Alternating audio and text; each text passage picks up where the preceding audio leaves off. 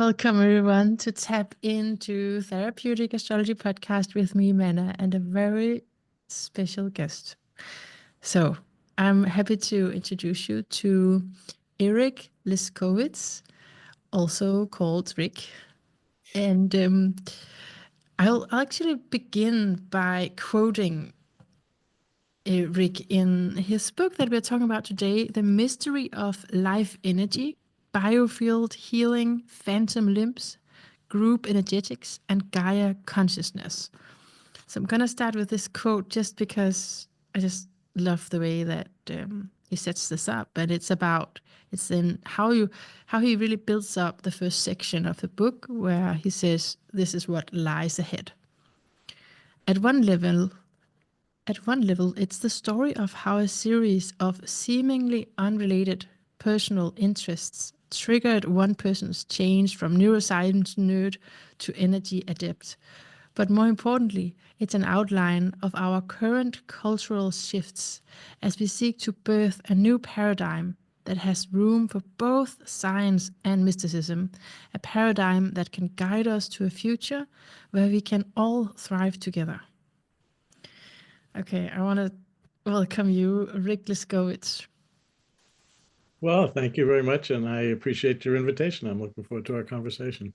Yeah, and I want to ask you first if you're happy, if you're satisfied with having written this book, because I know in the foreword it says that when Donna Eden published her book on energy medicine, you were disappointed not to have written that book. So I'm curious to ask you, are you happy with this book?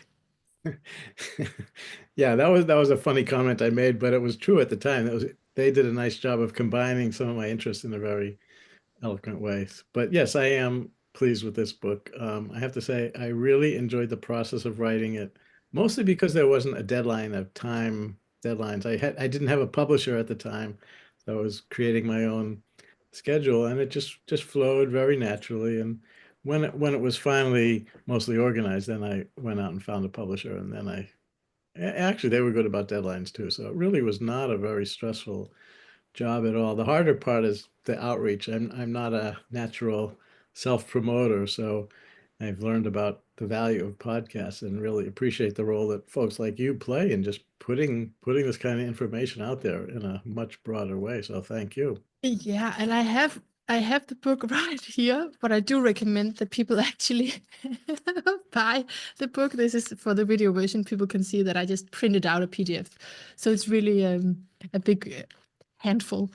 This, But this is what it looks like in hardcover. there we go, there we go, there we go. So it's If it wasn't so expensive to mail things to Europe, I'd send you a copy too.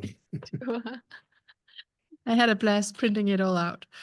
Um, but yeah, it's been a thrill reading it.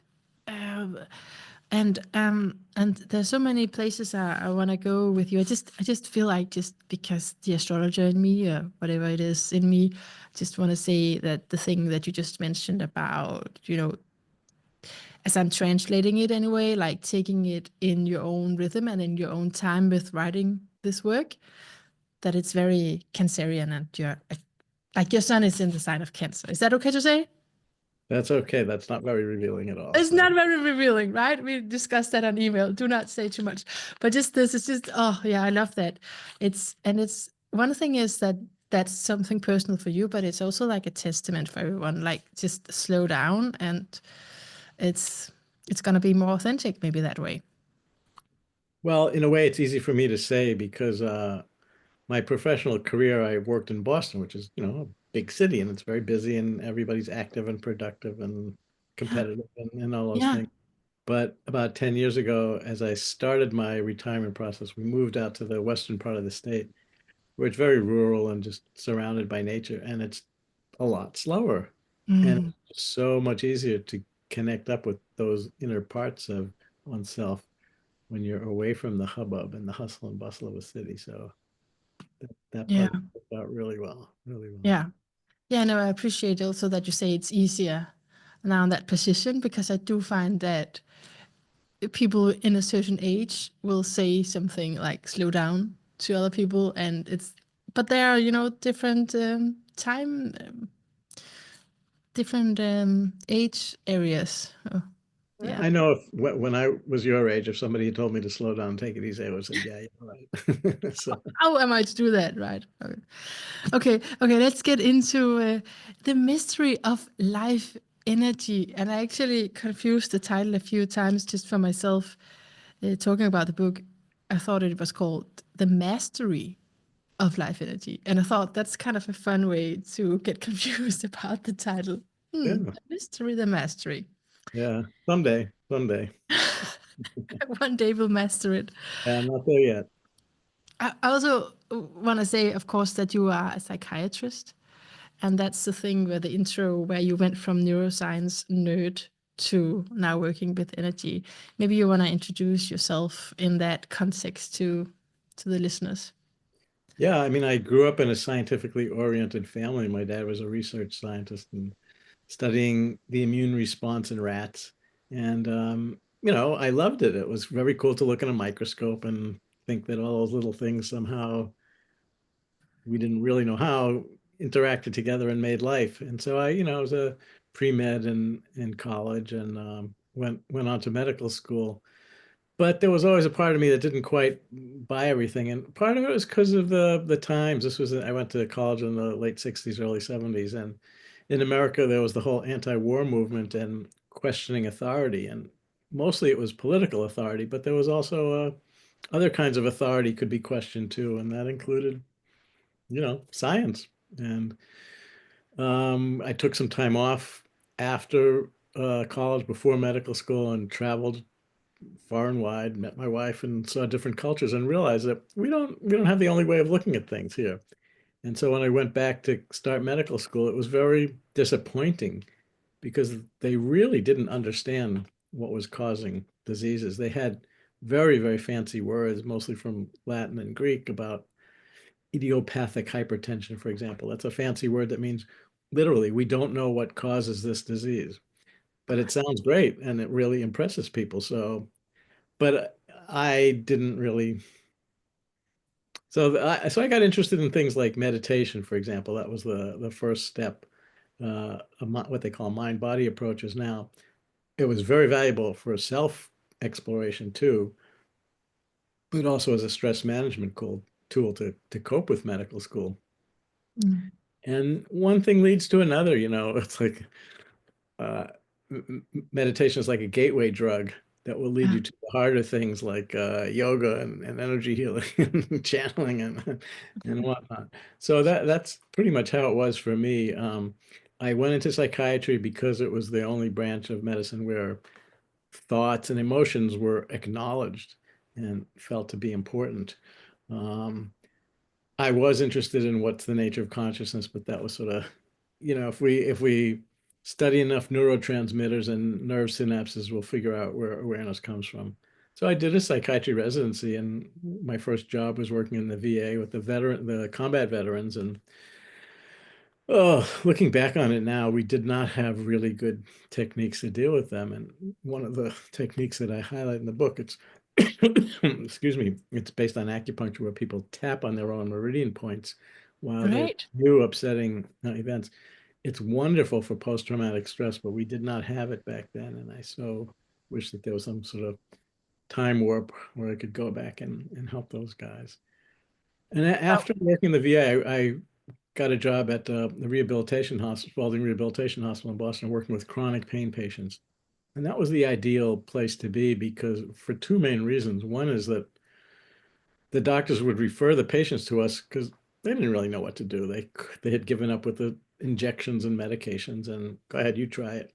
And the other was it was just a great team of physical therapists, occupational therapists, nurses, and psychologists and stuff. And we could try all these other things and found that many of these approaches had a very big impact. And so that began my full exploration of things like energy. And energy was like the common ingredient that these effective alternative therapies had, but it wasn't even recognized in Western medicine. And as I learned more about it, I found out that Western medicine is the only healing tradition in the world that does not have the concept of an invisible healing energy. people know that yoga has prana and there's breathing exercises called pranayama, and Mm, traditional Chinese medicine has qi that you can move through qigong and acupuncture and things like that. We have a very, very mechanical view of the human body as a complicated machine. And it's just a bunch of parts. And if something's wrong, you break it into smaller and smaller parts until you find what's broken, take it out, put in a new one, and boom. mm, So it's a lot like an auto mechanics approach to the auto, but it leaves out the role of the driver, and driver's ed and training and safe driving techniques and car maintenance and things like that, lifestyle medicine make a really big difference. And so that's been my focus for most of my career, actually. mm, And I was fortunate enough to be exposed to study with some energy healers who, use their hands to make something happen in the space between them and their patients. And that was sort of the springboard for the stuff that I talk about in the book. mm. Okay, great. So I wonder if this goes back to when you were sharing about, oh, I wish we had these techniques. But do you think that you would even be allowed to use that? I'm just like in my own situation as I'm working in a drug rehabilitation clinic, and many things are not. We don't do that. There's a procedure and a standard way of doing it, right? And even if I were to, break the rules and do something, people wouldn't be able to receive it because they don't believe it. They feel like it's something to, that has to do with religion or faith or something. Right. No, exactly. Those are the same issues that have come up here. I graduated medical school 50 years ago, which is hard for me to believe when I say it, but the 50 years ago, it's a while. Yeah. the numbers don't lie. So No. that's what it was. And back then, everything you say is true. Even meditation was considered far out. I had the summer before I started medical school, I had learned transcendental meditation, TM, and I really liked it and thought it was wonderful. So I Mm. remember several times after lectures about this disease or that disease, I would raise my hand and say, "What effect would meditation have on this disease?" And basically, they thought I was nuts because meditation was just for, California hippies, and there was no medical literature on it. But the times have changed so much that Yeah. meditation is now a mainstream thing, and medical students are taught it. Like at Harvard Medical School, the students are taught how to meditate. So that's made a big change in the paradigm. But the other stuff like acupuncture, for example, that took a while, but that's now used and accepted everywhere. It's not covered by all the insurances, which I guess is the ultimate the ultimate goal here in America. It's probably Yeah. you don't have to deal with that in Denmark, as far as I understand. No, no, that's the same. That wouldn't be usually covered. Maybe if you have a special health insurance or something, and Yeah, little. yeah. I think it sounds very similar actually, as far as what you're saying right now. But the tapping thing is the more recent one, and that's right at the transition point now where it started out with a few practitioners just sort of sneaking it in with regular therapy and getting excellent results and writing up case reports and a series of cases, and then getting a few experimental trials where, let's say, you have 10 patients with the same diagnosis and five of them get just regular treatment and five of them get regular treatment plus tapping. What's the difference? And the outcomes are very different. So there's a national organization, if people want to look into it, that in America, well, it's actually global.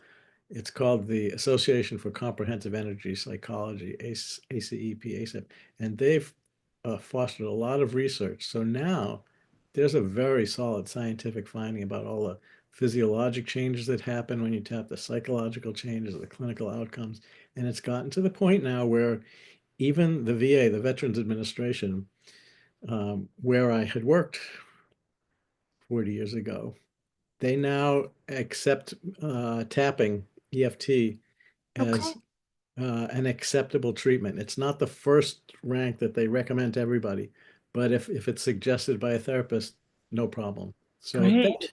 huge. That is huge. It's a sign that the times are changing, and it's wonderful to hear stories like that. Yeah.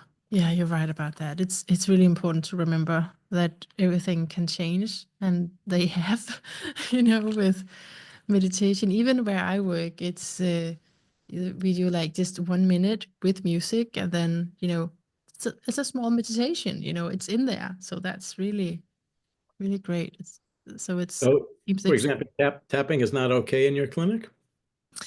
um I would have to explain that.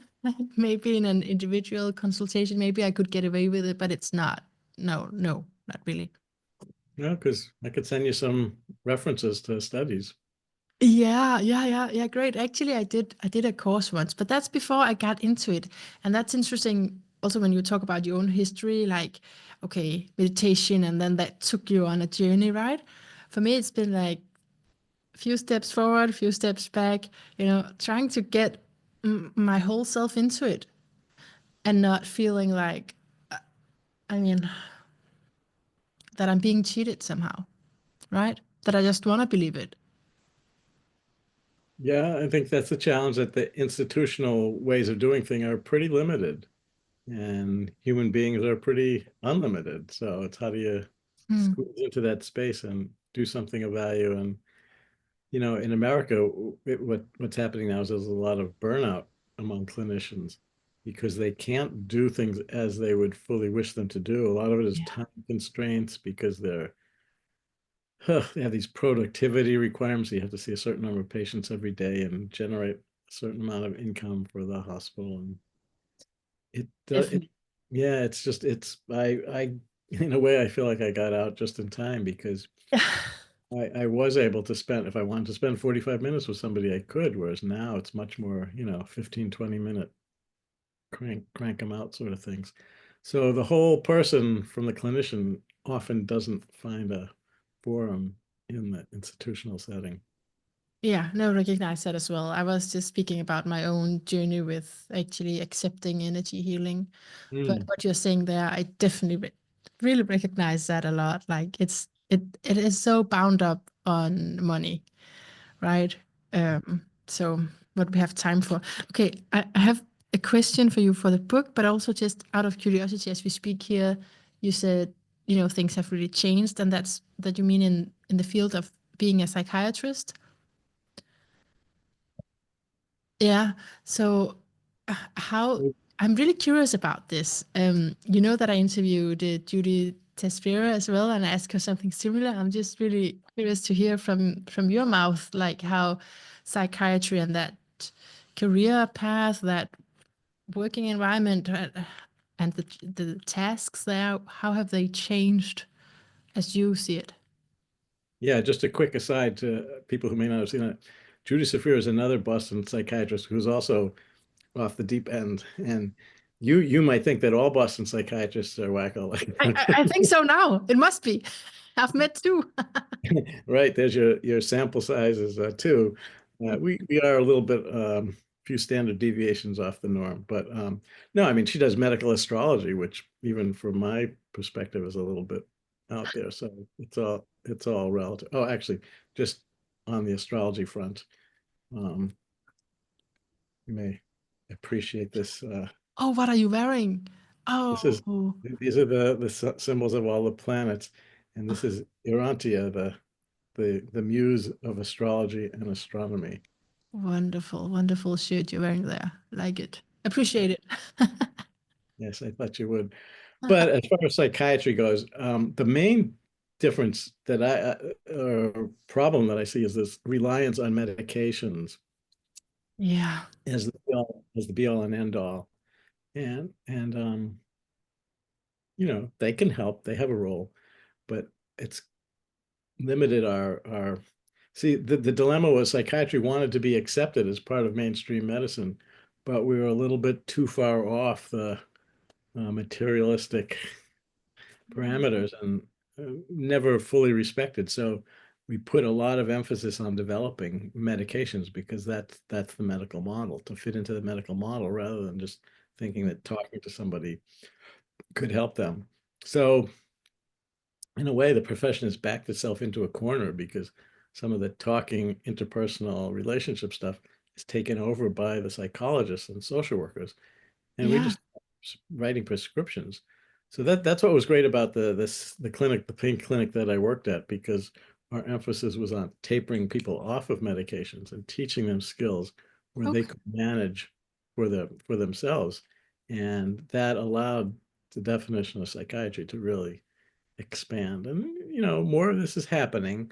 More psychiatrists are learning and applying meditation and mind body techniques like that. But it still has a ways to go. So Yeah. Yeah, because it is scientifically based, and so was that different in your time? Was that different? I mean, your time. I mean, when you began. Okay, I want to go as far back I can. When you began, was it different with the reliance on medication? Was that not as heavily?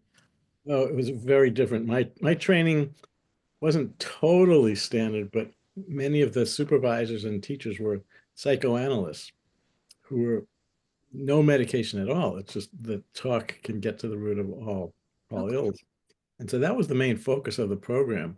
We had a little bit on medication, but it was so minimal that some of the main lectures were given by residents who studied up on antidepressants or whatever and did a presentation. So it was hardly at all. I worked at the my first job was in the VA, Veterans Administration, and some of the tranquilizers in they call them minor tranquilizers like Valium, Klonopin were used, but not a whole heck of a lot. And it's really in the so what did that be like in the last 30 years or so. The pharmaceutical companies have had a big influence, and But so what were the difference back then from psychologists and psychiatrists?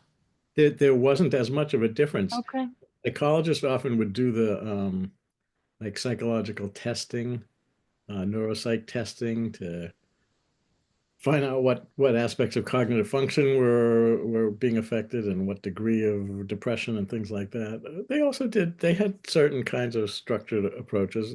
They tended to do group therapy more than uh, psychiatrist did. But I'm glad that I took up on some of the group work and ended up running meditation groups at Spalding that were Ah, wonderful because you get in the shared experience, it deepens the impact quite a it's, bit. And that was it's that was wonderful, isn't yeah. it? With the group field and like feeling each other's nervous system. I don't know how you would express it, but Yeah, I mean, back then I didn't know about I didn't think about group fields at all. It was just like everybody was learning a technique yeah. and it helped them, and they saw that this person was smiling, so they began to smile. It was like on a easy to explain basis. But as I got more into the energy of it and the interacting energy fields, that's how I think these Right. group resonance phenomena can be best explained. Okay, Rick, let's talk about life energy. Is what we're talking about. But you say that it has a long and deep history. And I know that's, a big part of the book, but I thought maybe you could share with us something about Franz Mesmer. And for me, that's all I knew was just, he was the precursor for hypnotism that we have today. But you share quite a bit more about him. Um, do you want to go into that a little bit? Yeah, sure. I mean, people often will know about mesmer because the word mesmerism, or, you know, I went to that movie and I was really mesmerized by her performance, that kind of Yeah. that talking about it. So, but what they know about him, if they know anything at all, is that he was a charlatan or a quack or something like that. And that was how he was labeled by the medical establishment of that time. This was like 1780s in Europe. He was Austrian, but ended up in Paris. And of interest to you is that in medical school, he did his thesis on medical astrology, the influence of the planets on the internal organs. So Yeah. we didn't have an You say on the influence of the planets on the human body. on the internal organs. I have not read his thesis, Oh, but I okay. assume It's it was something like like that. Okay. assigning each organ to a particular planet. And so it was part of the way they thought about things then. And he felt that there was some invisible force that connected the planets and the organs. This was the time when scientists were just discovering and learning about electricity and magnetism. And in America, we have Benjamin Franklin flying a kite with a key that attracted lightning bolt, and people were playing with these stones called lodestones that had their own magnetic charge. So Mesmer figured that, if these objects could have a magnetic charge, couldn't we, as organisms, have a magnetic charge? And he found ways to cultivate what he called animal magnetism. And he began to use that in his clinical work. He would affect his patient's magnetic field with his presence and with his hands, and he would do this kind of slow stroking movement without physically touching them. Mesmeric passes, they're called. And some very remarkable things happened to those patients. One direction it went was that patients could be relaxed and quieted to the point where they could undergo surgical procedures using this as anesthesia, that they would be out of it, basically, just by doing this for repeated times. And He just for the audio listeners, to the one who's on the podcast, what you're doing is like stroking your energy body in a way, the field around your body. Right, it's the field around your body. And actually, we can do a quick experiential that Yeah. if you can see me, you can see me, but I'm just putting my hands in front of me, palms facing each other about 2 feet apart. And you gradually bring your hands closer and further together and apart without touching, even closing your eyes to see, are there any sensations that occur that you wouldn't normally expect? So, usually when you're about a foot apart or something like that, people will quite commonly feel maybe a warmth or a tingling or a pressure. And, it's easy to say, wow, I was just imagining it or something. But if you play around with it enough, it's reliably reproducible. And what I think it is the boundaries of your field from the two hands are literally bumping into each other. So Mesmer smoothed out the outer boundary of that. And he began working with individual patients that way. He created quite a stir and became very, very popular in Paris to the point where he invented group therapy in the sense that he had these large basins of water that he had magnetized, and out of the basin were half dozen or so iron rods that people could hold onto the rods sitting around the basin and get this magnetic charge. And so he became hugely popular to the point where the mainstream medical establishment was threatened because all their wealthy patients were going to this guy instead of.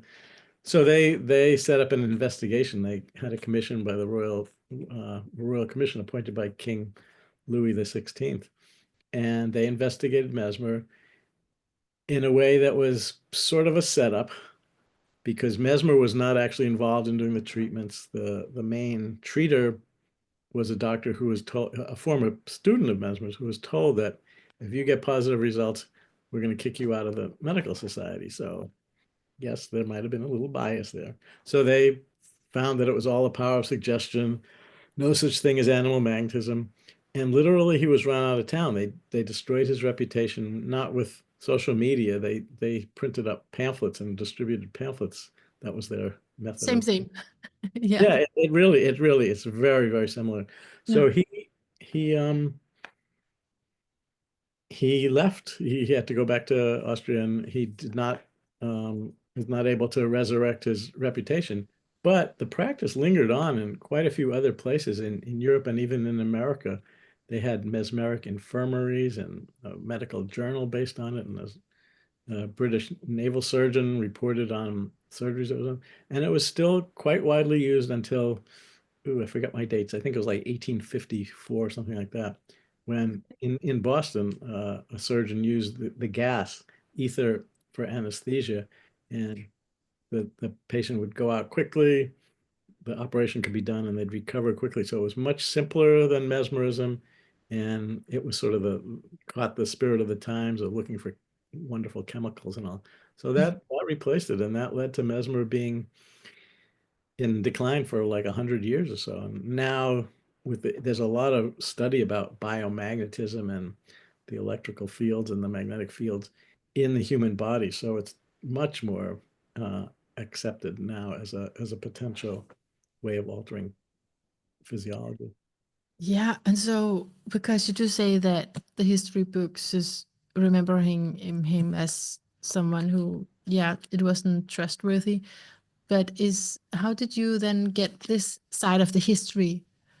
Do you know, Well, it's Christian, it's like, is it's it it's it's all there. It's just where you have to look, like anywhere else. You have to look past the first layer of okay? propaganda, really, is what it is. There's a lot of bias against unconventional approaches, Yeah. and you have to have a certain motivation to push past it and see what else is there. And there was a is he a psychiatrist or just a historian, Henry Ellenberger, who wrote the history of the unconscious, and it's a really thick book that studies the many different schools of practice and theory in the mental health world. And he had a very eye-opening expose of what the real story of Mesmer was, and that got me started on it. And just as an aside, hypnosis is not really the same as mesmerism, because No. in hypnosis you just use words. There's no physical movements or that kind of interaction at all. So there was an overlap, excuse me, phase where some people used a combination of words and used the term hypnosis just to designate deep relaxation. But gradually, it's come to mean simply using words rather than energy fields. And for a Um, while, I was active in the hypnosis world in America, but they were not particularly responsive to the mesmeric approach. you were active Yeah, within you know, hypnosis. yeah, there's And, a American Society of Clinical Hypnosis, and they do great work in terms of different approaches, ways to use words more skillfully to enhance the power of suggestion and things like that. suggestions. Yeah, But yeah. as a generalization, they don't buy into the notion of energy fields or biofields. Okay. Okay, that part.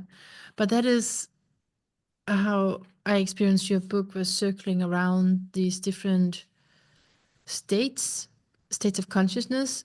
I mean, also this is what we're talking about here, I guess, is hypnotic. It can be a trance state, and then that can look differently depending on, I guess, what you're doing. And you also talk about being in the zone. I want to ask you about that. That's where the sport come in. That's the common metaphor. I guess I don't know if it's even a metaphor. It's a common phenomena in the world of sports that I'm not very familiar with, right? But being in the zone, um, can we go there now? Is that okay? Sure. And just to broaden it a little bit, people probably know colloquially what the zone means, and it usually applies to sports, but it can be any activity Yeah. where everything just clicks. It could be conducting a podcast interview, or it could be developing an astrological chart for a client. Whatever your activity is, you can come into that sort of alignment where body, mind, and spirit all are clicking and things happen. It got to be best known in the field of sports. And actually, let me just want to get you a book cover to. This is a book that was a classic in the late 70s. It was put together by a fellow named Michael Murphy, who is known in America as one of the fathers of the human potential movement because he founded the Esalen Institute, where a lot of these workshops were done. But he was an amateur athlete, and is this backwards or can you read it properly? I think I can read it. Yeah. Yeah, so it's called In the Zone. And so Yeah. he transcendent experience in sports. So what he found was that athletes can have exalted spiritual experiences playing sports that were exactly parallel to what the yogic masters described, 1,000 years ago, 2,000 years ago. And part of the book, he outlines what in yoga it's called the siddhis, expanded consciousness, and how there are exact parallels in sports when usually it happens randomly that most athletes didn't know why that particular day everything clicked, but they would be able to literally sense the energy field of their opponent or Mm. perceive in advance what was going to happen. Some of these, higher dimensional qualities that the athletes could do. Right. Okay. Yeah, because you do connect it to precognition, clairvoyance, and telepathy. I was Right. curious about Right. how you go Yeah. from in the zone to these extraordinary senses and capacities. Well, the zone, you think of the zone as a state of heightened consciousness. Ah, yeah. You're not limited by your five physical senses, but you're also able to perceive extrasensory perception. I mean, it's paranormal, parapsychological performance on the sports field. And more recently, sports coaching has included psychology, and not just, learning how to calm down, but learning how to get into the zone. And one of my colleagues, a tennis coach named Scott Ford, wrote a book called In the Zone by Choice, Not by Chance. And that's a big paradigm shift. It's not just that was my lucky day. It's more Yeah. that, well, I did this practice on a regular basis, and these things just start to happen more and more and more. And it's like, meditators who don't aren't athletes, but like musicians, for example, they also talk about similar experience of getting into the zone where, like, if you're a jazz musician, your improvisation just flows beautifully. And that's usually when it's the cognitive thinking mind has learned to step aside for a moment and let something else happen. And it's not something that's fostered in our educational system. We're very focused on analytic, data-driven type of stuff, Mm. left hemisphere of the brain. But the right hemisphere is really important too. So when athletes learn to find this balance, or musicians, or any human being, more wonderful things can happen. So I have many questions for you. It's wandering around in my my mind. So is it being in the zone? It's the same as being in a flow state, right? Yeah. So That's another term that's popularized, and that makes a lot of sense because, again, it's the imagery of the flow being something organic rather than mechanical. A lot of sports training, focuses on, like what angle you hold this and how much muscle tension and how many milliseconds before you do this. And it's very calculated and computerized, but that's very different than being in the flow state where, you have to learn the basics, the muscle memory that they talk about. But then once you learn the basics, you step back and let it flow. And it's not just a figure of speech. The energies flow throughout the meridians and chakras and aura as well. And clairvoyants who can see that, that's what they describe as well. And in Michael Murphy's book, he has a lot of these examples that are, it rightfully created a big stir. He has a great phrase that he says, "Sport is the yoga of the West." yeah. And what is that, 5, 6 words? That really encapsulates everything, because it can be a spiritual pursuit. It's very analogous to yoga because there's a physical component, a mental component, and a spiritual component.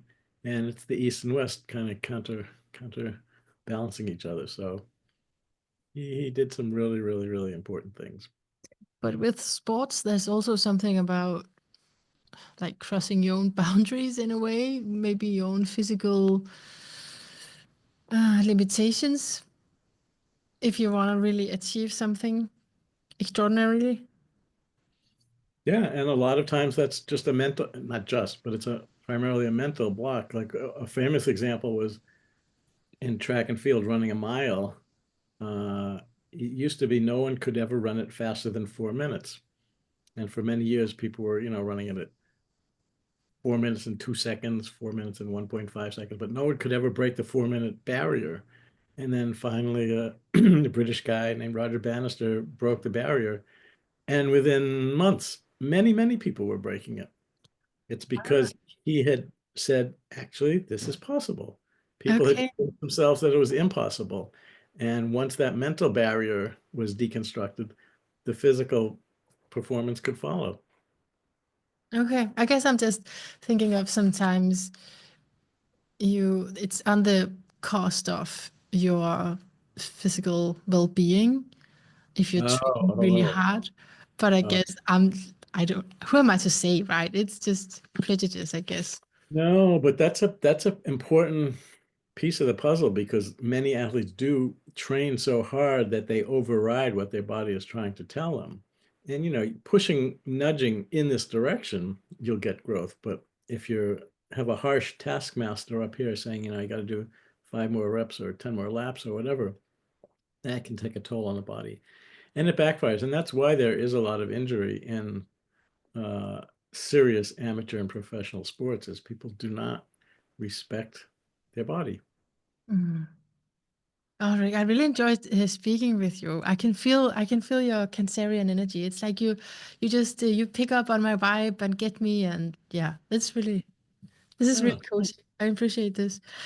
Um, okay, so yeah, actually, this question is also about the telepathy because I'm just really in awe of that. And you're saying it's heightened consciousness, and that's just takes us to many places, or do you have something in particular about telepathy that you've learned? well, there are a fair number of sensory avenues that were usually closed off to us. And the five senses, that's it. Taste, touch, hearing, seeing, and Smelling. the fifth one. Oh yeah, smelling. Thank you. Um, and that's pretty much what we think we're capable of. But there's the whole thing of the sixth sense, for example, of in America at least, that means the sense of intuition or a hunch or sensing someone else's emotion, things like that. And Mm. telepathy is, just another form of that, where you're knowing things that are happening somewhere else where you don't have access by the usual physical mechanisms, and yet it can reliably happen. And as I learned more about it, I was surprised that there are organizations, professional organizations, that have been studying this very rigorously for 20, 30, 40 years. And there's a lot of data, and it's not just one or two fluky things. They can devise uh, research protocols where you can rule out the role of chance and prove it. So there's, parapsychological society. There's a Society for Scientific Exploration. They have a website and a journal, and they research everything from premonitions and dream imagery to near-death experiences and after-death experiences and things that, when I was training in psychiatry, if a patient described some of these experiences to me, I would say, aha, these are symptoms of schizophrenia. I will prescribe Thorazine, and make it go away. Would you have said that? Yeah, Would you have yeah, said that? yeah, Okay, yeah. okay, yeah, Um, but I learned that there are other ways that the mind can function besides the what we're taught. And now I yeah. think the mind is not so much a computer.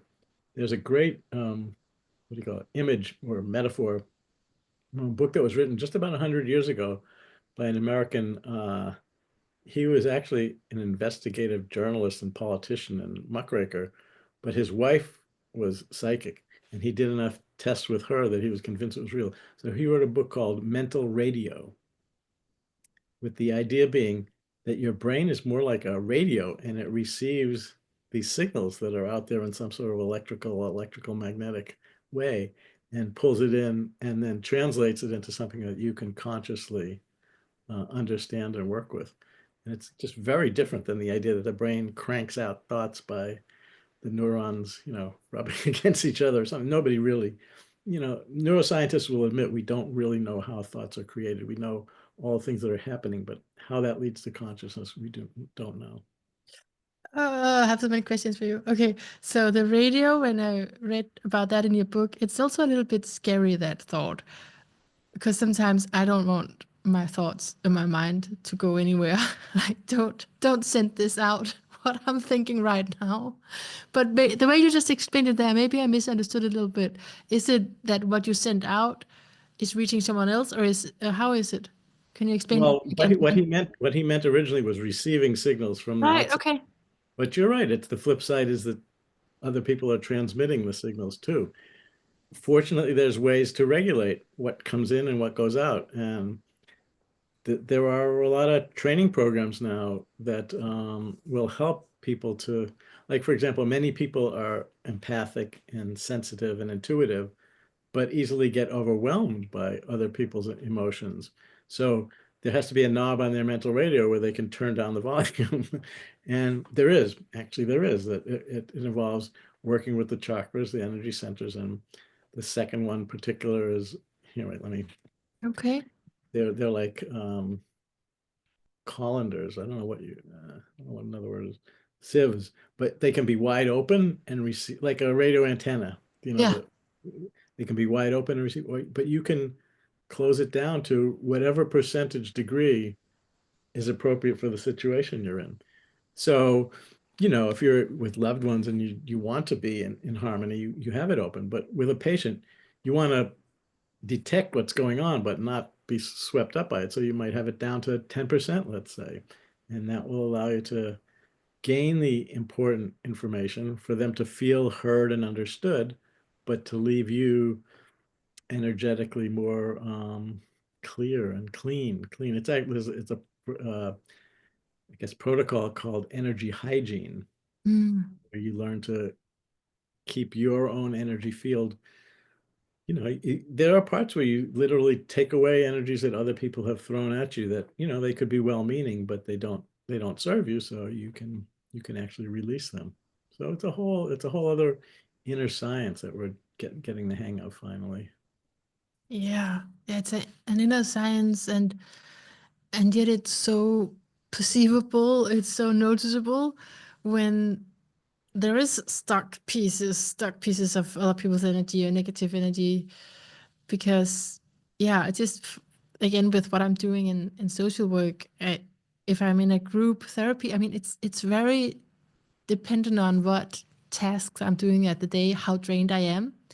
And it is, but it is all of the traumas, I guess, that are listening to it. That's the heavy lifting in a way. Yeah, no, you But will resonate. You're an empathic person, so you will resonate to whatever the predominant vibe in the room is. And yeah. often in clinics, these are people who are undergoing a lot of mental, psychological suffering. So that's what's there. So it helps to have for therapists to have their own practice so that they can stay relatively aligned, or at least clear things up after the process has happened. Mm. Okay, I had other questions while you were speaking, but I forgot them right now. So I'll just continue with my questions that I wrote down, and they might pop back up. Um, so, what about the question around visualizing the portal through which etheric energy steps down into a physical realm of magnetism? Well, that's part of the more technical bits in the Yes, that's story here. right. This is a question of, I don't understand this. Please explain it to me. Okay. I guess you could take it as more of a figure of speech. I think in the book, what I really enjoyed most was finding the right metaphor or figure of speech to help explain different concepts, or at least so people can sort of get that it's not so unapproachable. And that one of the main ideas is that human beings are multidimensional, body, mind, spirit, and there are a lot of levels to it that other traditions have talked about. The yoga tradition has the notion of sheaths or bodies. In the West, we have the theosophical idea of different planes, and they're different. The way I like to think of it is they're different forms of the same energy. So, for example, if I ask you, what is H2O? What will you say? It is water. Correct. I mean, that's what everybody will say. The, but it depends. It Yeah. depends on the temperature. Because if the temperature is 50 degrees below zero, H2O is ice. Ice, water, steam. If the temperature is 250 degrees Fahrenheit, H2O is steam. So it's the same H2O, but in a very, very different form. And as the energy goes from higher energy to lower energy, it condenses and gets more and more solid and physical. So in a way, you can think of the body as the most condensed form of energy, that it starts very high up at the soul level, and then as it descends, mental, emotional, energetic, the prana, the chi, the etheric energy, and then finally, the slowest form of the energy is the physical body. They all interact, and it's important. It's, I think, sort of the human quest is to learn how to connect with all of them. But Yeah. most of us are so focused in on the physical that it's considered like a breakthrough to even notice that the energy exists, let alone all these other planes. So we're That's getting a fun way to say it. Yeah. Yeah, but that does take a while to Yeah, figure out the hang be, of could the be, system. could be many lifetimes before we get the hang of it. Mm. Mm. That's one of the more metaphysical views, is that we're not here just for this one lifetime, and No. that there's a whole sequence or a series of lessons and learnings that we do in the process of being human. And the hope is that eventually people can come into full alignment with their true nature. And Yeah. I mean, actually now, and with current events being so fraught, that it's very helpful to be able to come into alignment with something higher than just the melodrama that's happening every day, everywhere. Absolutely. Absolutely. I think that's a big part of what we are being invited to do with Neptune into Aries is leading your own spiritual practice or self leadership in, self spiritual leadership. There's many ways you can play with the meaning of that, of course, but I think that's a big part of it. That invitation to connect to yourself, Aries, if you talk about that's like the character or the personality, and then Neptune being the timelessness of truth, connecting those two levels. Yeah, I'm not very conversant in that, but how long is that 14 window? years. 14 years. You have Oh, 14 years to do it. well, that should be plenty of time. Uh, Yeah. Simpelthen. Okay, another question for this title, The Mystery of Life Energy. Actually, you're also talking about how it can be measured. So why is it a mystery at all? well, that's a nice way of putting it. I appreciate that question.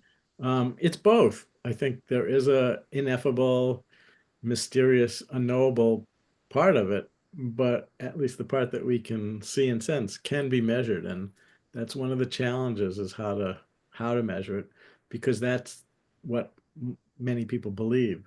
They won't trust their own sense impressions. They won't trust their subjective experience, or even the subjective experience of a friend or a spouse or whoever. They want to see a machine that will register it. So that's, fair enough. That's where we're at. Let's play that game. And there are a lot of devices that are out there that measure, there's acupuncture meridians flow through the fingers and throughout the body, and at many of the fingertips.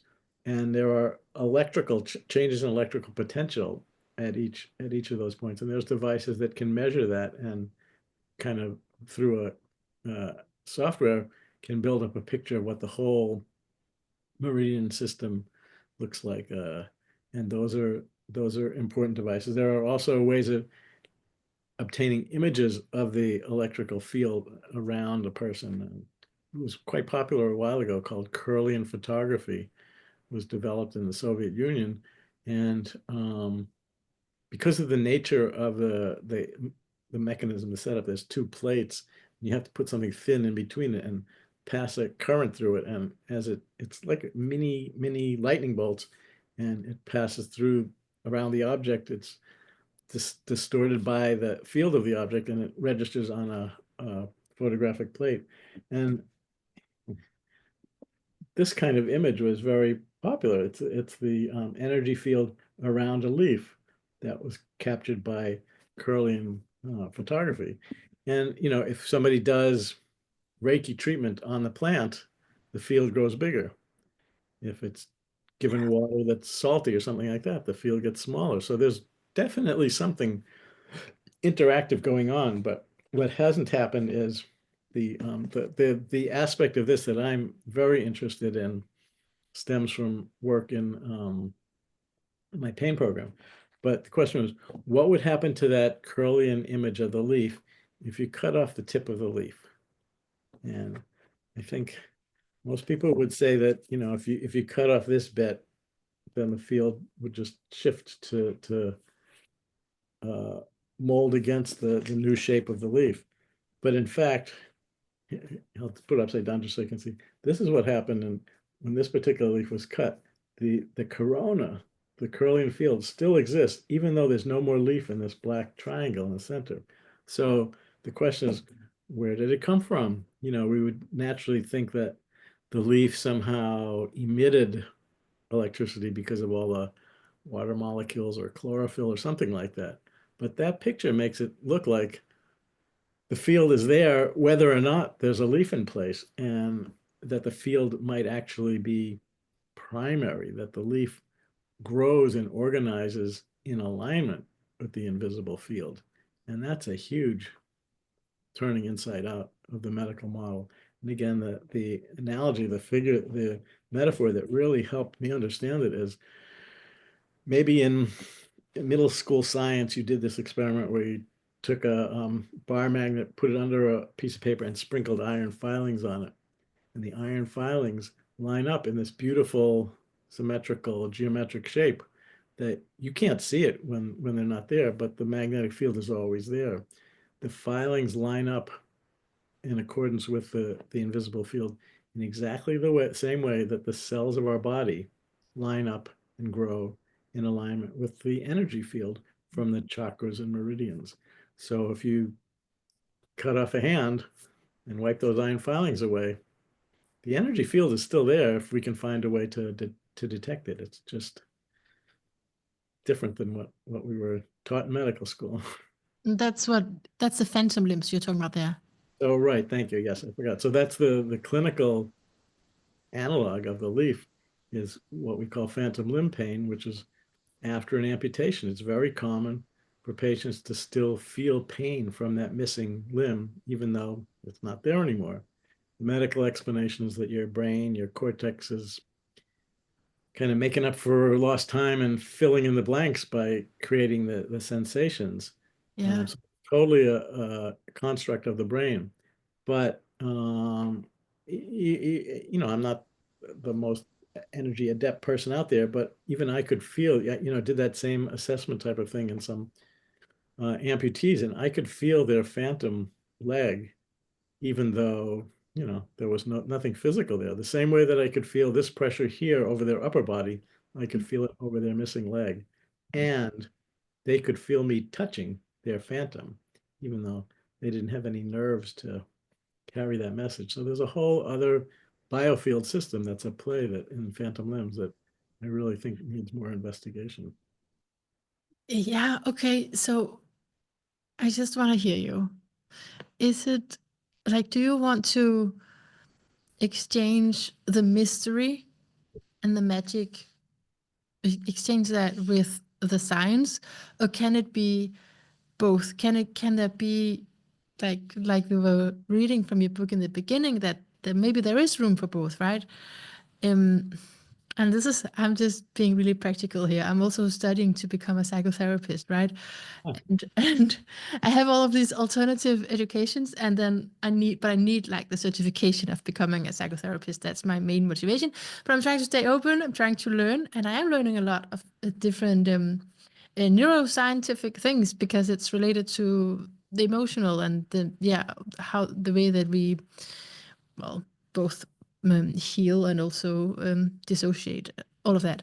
So should I just like maybe stop stop stop straining? It's really tough to learn all of these things around the brain. So if you're telling me right now, Manna, it's all a mystery anyway, I'll just stop, reading the difficult scientific papers. Life energy is a mystery for those who have come from a neuroscience mechanical point of view. But if you come from an energetic, holistic perspective, then the brain will be the mystery. So it'll be the Yes. mystery of neuroscience for you. Yeah, yeah, that's how I feel. That's pretty accurate. Yeah. Yeah. And it's important information because you can show very tangible effects of some of these intangible treatments. And the brain is real. It's a question of what's the cause and what's the effect. And I think we're sort of mixing things up a little bit. But yeah, and many of the standard psychotherapeutic techniques that you'll learn have value. It's just they can be enhanced so much when the energy component is added to it. And especially I feel we're studying it because of yeah, like you said, cause and effect. Like why does this is the way that the brain is developed. This is happening when you are 3 months old and all of that. Right. And the bottom line will be, does it work? Does it have a beneficial impact on people, regardless of what the mechanism is? Because there will be people who say, I don't want to look into this energy therapy because how could it possibly work? Even though it obviously does work. So, people will say, well, it's just the power of suggestion. And that's part of it. Suggestion and the placebo effect has a big role to play in pretty much any treatment program.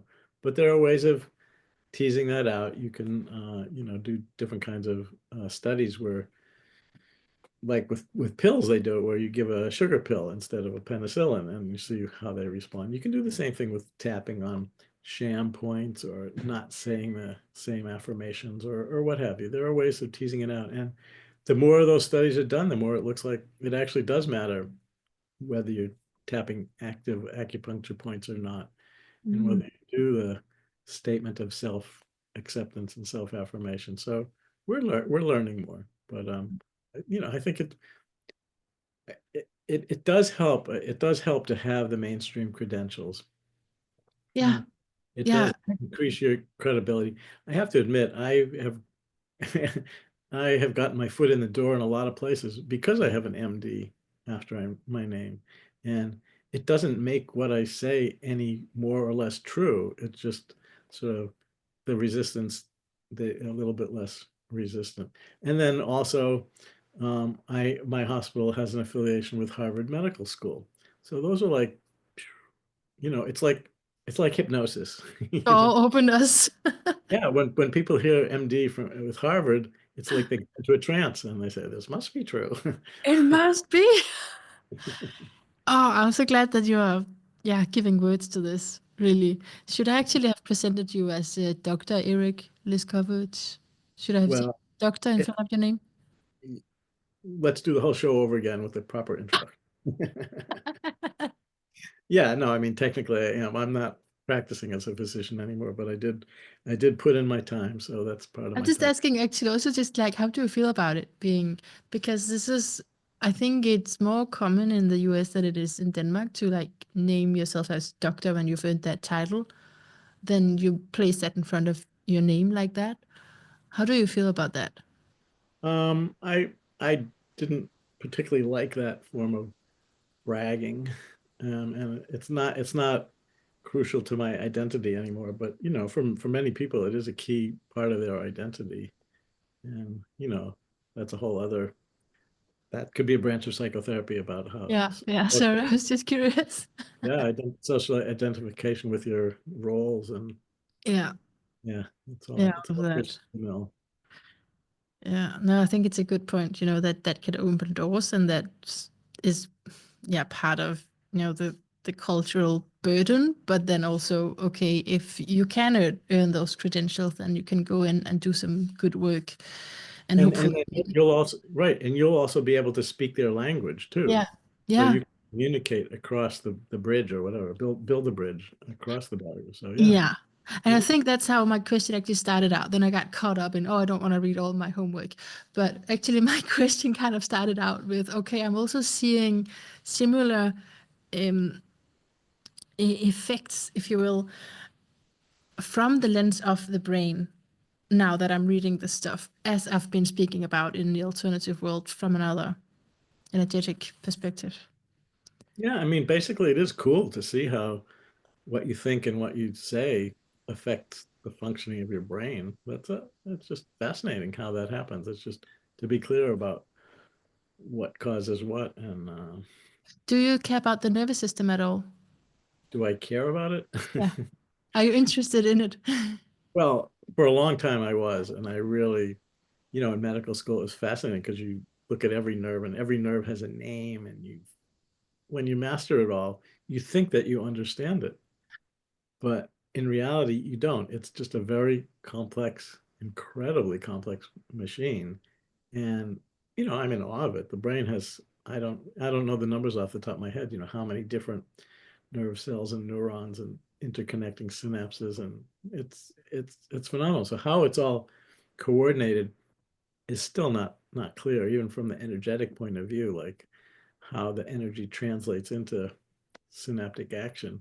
I think that's the next sort of important mystery for life science to evaluate, neuroscience to evaluate. But yeah, I love the nervous system. I'm glad I have one. Really glad we have one.